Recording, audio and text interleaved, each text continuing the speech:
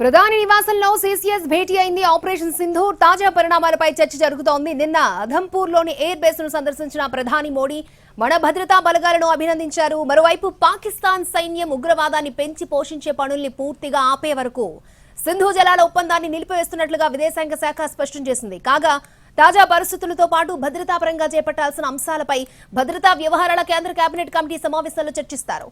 CCS సమావేశం తర్వాత కేంద్ర కేబినెట్ భేటీ అవుతుంది.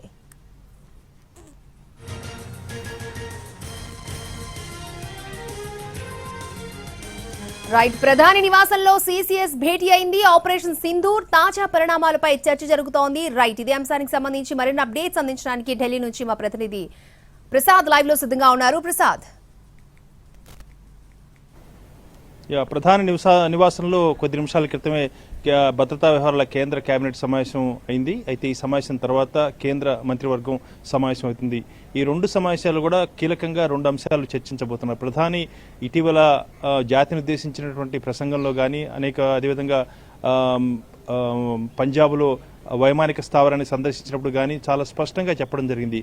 ఏ తీవ్రవాద కార్యక్రమాన్నైనా దాన్ని యుద్ధంగానే పరిగణించడం జరుగుతుంది. అదేవిధంగా పాకిస్తాన్తో మున్ముందు కూడా కేవలం ఈ తీవ్రవాదము అదేవిధంగా పాకిస్తాన్ ఆక్రమిత కాశ్మీర్ ఈ రెండు అంశాలపైన చర్చించబోతాము అన్న అంశాన్ని కూడా చాలా స్పష్టంగా చెప్పడం జరిగింది.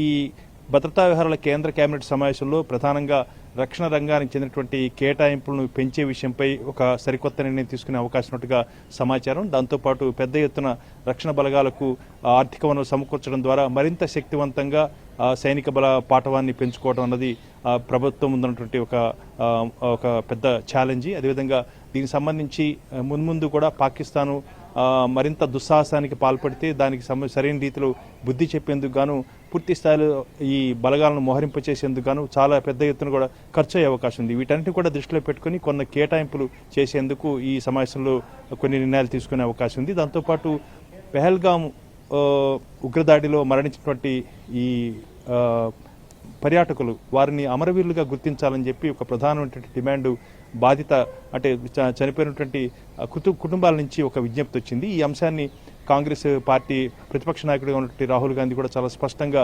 దీన్ని చెప్పడం జరిగింది. బాధితులంతా ఈ రకంగా చనిపోయినటువంటి పర్యాటకులు అమరవీరులుగా గుర్తించాలని చెప్పి కోరుతున్నారని ఈ అంశంపై కూడా కొన్ని నిర్ణయాలు తీసుకునే అవకాశం ఉంది. దాంతోపాటు ఈ ఉగ్రదాడిలో మరణించినటువంటి కుటుంబాలకు నష్టపరిహారం చెల్లించే అంశంపై కూడా ఒక కీలక నిర్ణయం తీసుకునే అవకాశం ఉంది. అదేవిధంగా ఇక ఈ ఉగ్రదాడిలో ప్రతి దాడుల్లో కూడా కొంతమంది జవాన్లు రక్షణ బలాలు చెందినటువంటి అధికారులు కూడా మరణించారు. వారికి కూడా సరైన రీతిలో గౌరవమైనటువంటి రీతిలో వారిని సత్కరించే విధంగా కొంతమేరకు కొన్ని నిర్ణయాలు తీసుకోవాలి. ఈ రకంగా అనేక అంశాలపై ఆపరేషన్ సింధూరు కొద్దిగా విరామం ఇచ్చిన తర్వాత తొలిసారిగా కేంద్ర మంత్రివర్గం సమావేశం అవుతుంది. కాబట్టి ఈ సమావేశం చాలా కీలకంగా అవుతుంది. మామూలుగా ప్రతి బుధవారం కూడా ఇలాంటి కేంద్ర మంత్రివర్గ సమావేశాలు జరుగుతున్నప్పటికీ కూడా ఈ సమావేశానికి చాలా ప్రత్యేకత ఉంది.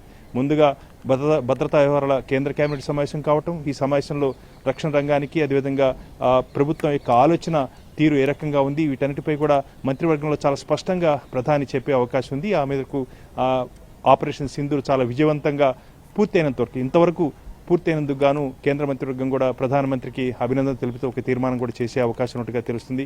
ఈ రకంగా చాలా అనేకటువంటి అంశాలు ఆపరేషన్ సింధూర్ కొద్దిగా విరామం ఇచ్చిన తర్వాత తొలిసారిగా సమావేశం అవుతుంది. కాబట్టి ఈ సమావేశం చాలా కీలకంగా అవుతుంది. ఈ సమావేశంలో పలు నిర్ణయాలు తీసుకునే అవకాశం ఉంది. అదేవిధంగా ప్రజల యొక్క అభిమతానికి అనుగుణంగా ప్రభుత్వం తీసుకున్నటువంటి చర్యలు నిర్ణయాలు వీటన్నిటి కూడా మంత్రివర్గ సహచరులతో పంచుకోవటం, దాంతోపాటు ఆపరేషన్ సింధూరు తదనంతరం కార్యాచరణ అంశంపై కూడా కొన్ని నిర్ణయాలు తీసుకునే అవకాశం ఉంది.